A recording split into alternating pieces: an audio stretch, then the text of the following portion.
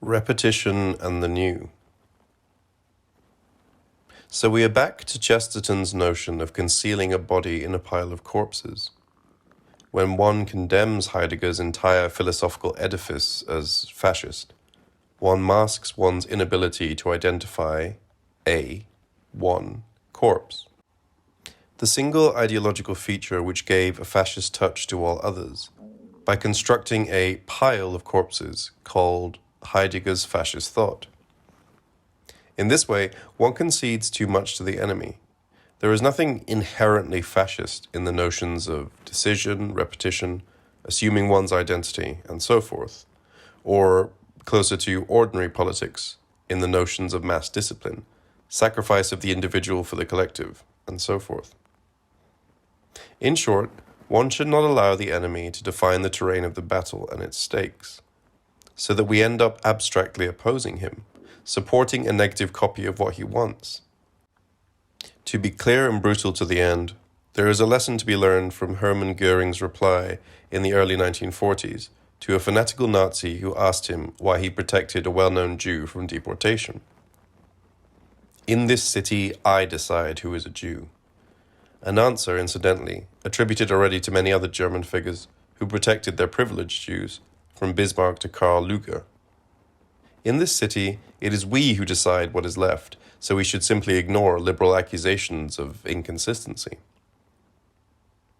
For example, in his review of the Guevara film The Motorcycle Diaries, Paul Berman critically claimed that the entire movie, in its concept and tone, exudes a Christological cult of martyrdom, a cult of adoration for the spiritually superior person who is veering toward death. Precisely the kind of adoration that Latin America's Catholic Church promoted for several centuries, with miserable consequences. The rebellion against reactionary Catholicism in this movie is itself an expression of reactionary Catholicism. The traditional churches of Latin America are full of statues of gruesome bleeding saints, and the masochistic allure of those statues is precisely what you see in the movie's many depictions of young Che coughing out his lungs from asthma and testing himself by swimming in cold water. To this, one should simply answer, true. But so what? Why should revolutionary politics not take over the Catholic cult of martyrdom? And one should not be afraid to go to what for many liberals would be the end, and to say the same about Leni Riefenstahl. Her work seems to lend itself to a teleological reading, progressing towards its dark conclusion. It began with Bergfilm, which celebrated heroism and bodily effort in the extreme conditions of mountain climbing. It went on to her two Nazi documentaries, celebrating the political and sport forms of bodily discipline, concentration, and strength of the will. Then, after World War II, in her photo albums, she rediscovered her ideal of bodily beauty and graceful self-mastery in the Nubi African tribe. Finally, in the last decades, she learned the difficult art of deep-sea diving and started shooting documentaries about the strange life in the dark depths of the sea. We thus seem to obtain a clear trajectory from the top to the bottom. We begin with the individuals struggling at the mountaintops and gradually descend, till we reach the amorphous thriving of life itself at the bottom of the sea. Is not what she encountered down there her ultimate object, obscene and irresistible eternal life itself, what she was searching for all along? And does this not apply also to her personality? In fact, it seemed that the fear of those who were fascinated by Leni was no longer, when will she die, but will she ever die? Although we rationally knew she would die soon, we somehow did not really believe it, secretly convinced that she would go on forever, so her death was a genuine surprise.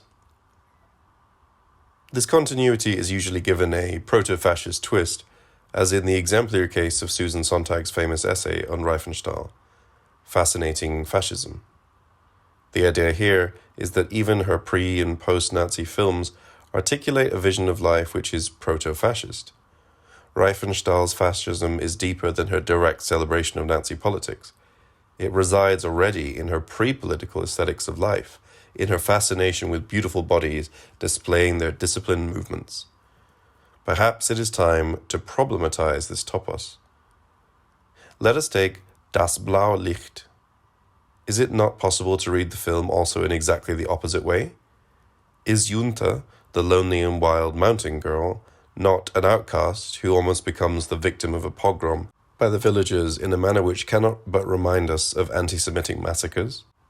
Perhaps it is not an accident that Bela Balash, Riefenstahl's lover at the time, who co-wrote the scenario with her, was a Marxist. The problem is here much more general. It goes far beyond Riefenstahl. Let us take the very opposite of Riefenstahl, Arnold Schoenberg. In the second part of Harmonienlehre, his major theoretical manifesto from 1911, he develops his opposition to tonal music in terms which, superficially, almost recall latest Nazi anti-Semitic tracts. Tonal music has become a diseased, degenerate world in need of a cleansing solution. The tonal system has given in to inbreeding and incest. Romantic chords such as the diminished seventh are hermaphroditic, vagrant, and cosmopolitan. Nothing easier than to claim that such a messianic apocalyptic attitude is part of the same spiritual situation which gave birth to the Nazi final solution. This, however, is precisely the conclusion one should avoid. What makes Nazism repulsive is not the rhetoric of final solution as such, but the concrete twist it gives to it. Another popular topic of this kind of analysis, closer to Riefenstahl, is the allegedly proto-fascist character of the mass choreography displaying disciplined movements of thousands of bodies, parades, mass performances in the stadia, and so on. If one finds the same phenomenon also in socialism, one immediately draws the conclusion about a deeper solidarity between the two totalitarianisms. Such a procedure, the very prototype of ideological liberalism, misses the point. Not only are such mass performances not inherently fascist, they are not even neutral, waiting to be appropriated by left or right. It was Nazism that stole them and appropriated them from the workers' movement, their original creator. None of the proto-fascist elements is per se fascist. What makes them fascist is only their specific articulation, or, to put it in Stephen Jay Gould's terms, all these elements are ex-apted by fascism. In other words, there is no fascism avant la lettre, because it is the letter itself, the nomination, which makes out of the bundle of elements fascism proper. Along the same lines, one should radically reject the notion that discipline, from self-control to body training, is a proto-fascist feature. The very predicate proto-fascist should be abandoned. It is the exemplary case of a pseudo-concept whose function is to block conceptual analysis. When we say that the organized spectacle of thousands of bodies, or say the admiration of sports which demand intense efforts and self-control, such as mountain climbing, is proto-fascist, we say strictly nothing. We just express a vague association which masks our ignorance. So when, 3 decades ago, kung fu films were popular, Bruce Lee and so forth, was it not obvious that we were dealing with a genuine working-class ideology of youngsters whose only means of success was the disciplined training of their only possession, their bodies? Spontaneity and the let-it-all-hang-out attitude of indulging in excessive freedoms belong to those who can afford it. Those who have nothing have only their discipline. The bad form of corporeal discipline, if there is one, is not collective training, but rather jogging and bodybuilding as part of the New Age myth of the realization of the self's inner potential. No wonder that the obsession with one's body is an almost obligatory part of the passage of ex-leftist radicals into the maturity of pragmatic politics. From Jane Fonda to Joschka Fischer, the period of latency between the two phases was marked by the focus on one's own body.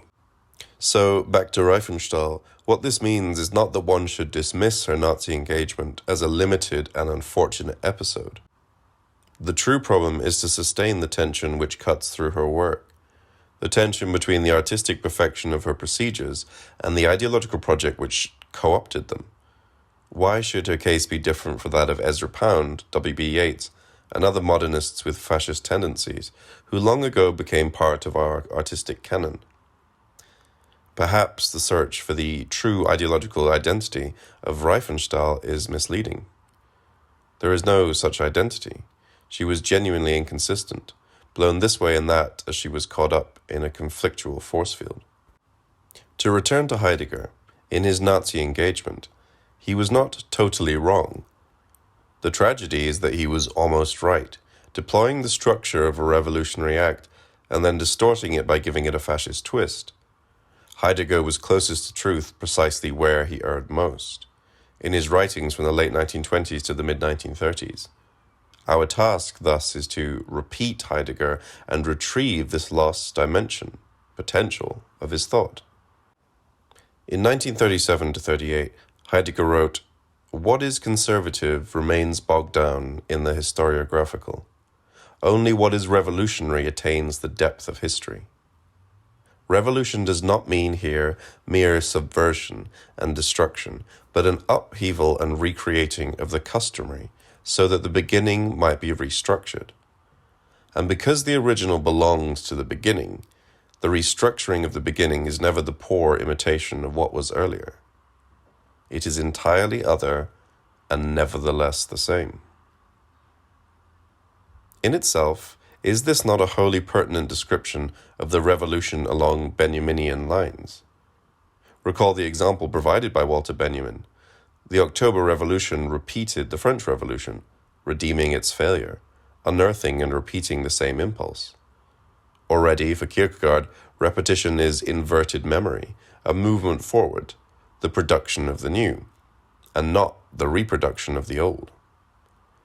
"There is nothing new under the sun" is the strongest contrast to the movement of repetition. So it is not only that repetition is one of the modes of the emergence of the new. The new can only emerge through repetition. The key to this paradox is, of course, what Deleuze designates as the difference between the virtual and the actual, and which, why not, one can also determine as the difference between the spirit and the letter. Let us take a great philosopher such as Kant. There are two modes of repeating him. Either one sticks to the letter and further elaborates or changes his system, in the spirit of the Neo-Kantians, up to and including Habermas and Luc Ferry. Or one tries to regain the creative impulse that Kant himself betrayed in the actualization of his system. That is, to connect to what was already in Kant more than Kant himself, more than his explicit system, its excessive core. There are, accordingly, two modes of betraying the past. The true betrayal is an ethico-theoretical act of the highest fidelity. One has to betray the letter of Kant in order to remain faithful to, and repeat, the spirit of his thought. It is precisely when one remains faithful to the letter of Kant that one really betrays the core of his thought, the creative impulse underlying it. One should bring this paradox to its conclusion. It is not only that one can remain really faithful to an author by way of betraying him, the actual letter of his thought. At a more radical level, the inverse statement holds even more. One can only truly betray an author by way of repeating him, by remaining faithful to the core of his thought. If one does not repeat an author, in the authentic Kierkegaardian sense of the term, but merely criticizes him, moves elsewhere, turns him around, and so forth, this effectively means that one unknowingly remains within his horizon, his conceptual field. When G.K. Chesterton describes his conversion to Christianity, he claims that he tried to be some 10 minutes in advance of the truth, and I found that I was 18 years behind it. Does the same not hold even more for those who, today, desperately try to catch up with the new by way of following the latest post-fashion, and are thus condemned to remain forever, 18 years, behind the truly new? In his ironic comments on the French Revolution, Marx opposes the revolutionary enthusiasm to the sobering effect of the morning after. The actual result of the sublime revolutionary explosion, of the event of freedom, equality, and brotherhood, is the miserable, utilitarian, egotistic universe of market calculation. And, incidentally, is not this gap even wider in the case of the October Revolution? However, one should not simplify Marx. His point is not the rather commonsensical insight into how the vulgar reality of commerce is the truth of the theatre of revolutionary enthusiasm. In the revolutionary explosion as an event, another utopian dimension shines through, the dimension of universal emancipation, which precisely is the excess portrayed by the market reality which takes over the day after. As such, this excess is not simply abolished, dismissed as irrelevant, but, as it were, transposed into the virtual state, continuing to haunt the emancipatory imaginary as a dream waiting to be realized.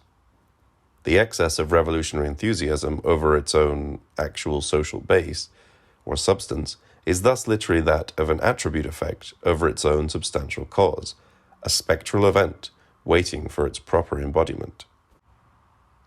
Only repetition brings out pure difference.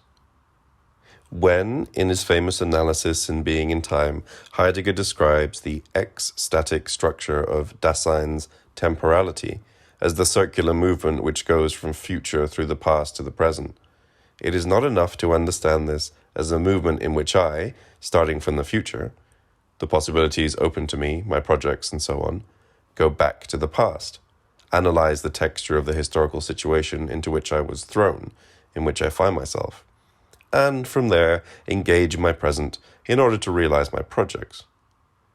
When Heidegger characterizes future itself as having been, gewesen, or more precisely something that is as having been, gewesende, he locates the future itself into the past, not of course in the sense that we live in a closed universe in which every future possibility is already contained in the past, so that we can only repeat, realize, what already is present in the inherited texture, but in the much more radical sense of the openness of the past itself. The past itself is not simply what there was, it contains hidden, non-realized potentials, and the authentic future is the repetition, retrieval of this past, not of the past as it was, but of those elements in the past which the past itself, in its reality, betrayed, stifled, failed to realize. It is in this sense that one should today repeat Lenin, choosing Lenin as one's hero, to paraphrase Heidegger, not in order to follow him and to do the same today, but to retrieve him in the precise sense of bringing out the non-realized potentials of Leninism. And one should not be afraid to conceive in these terms the very sensitive topic of Heidegger's relation to Nazism. Although it is true that, in contrast to really existing socialism, one does not talk about really existing fascism, since we did not experience actual fascism as the betrayal of its inherent emancipatory potential. There is nonetheless a philosopher who precisely did engage in a kind of critique of really existing Nazism on behalf of its true potential, its inner greatness, betrayed by its racist technological nihilistic reality. None other than Heidegger himself, of course. After his much debated disappointment with the reality of the Nazi regime in 1934, Heidegger's effort throughout the 1930s was effectively to salvage this betrayed inner greatness, the world historic potential of the Nazi movement. Therein resides the ultimate political wager of Heidegger's endless variations on the topic of Hölderlin and the fate of Germany.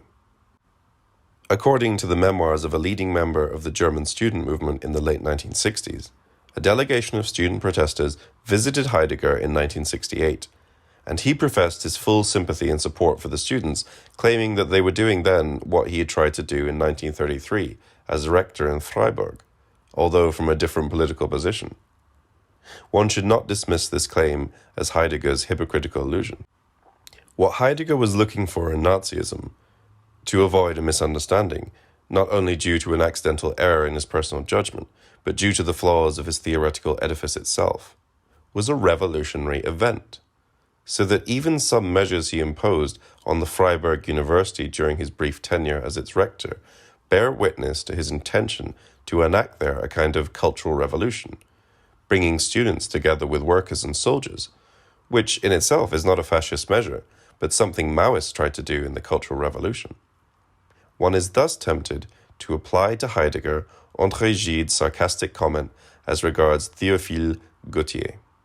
In 1933, he played a crucial role in German academic politics. It is just that he was not worthy of the role.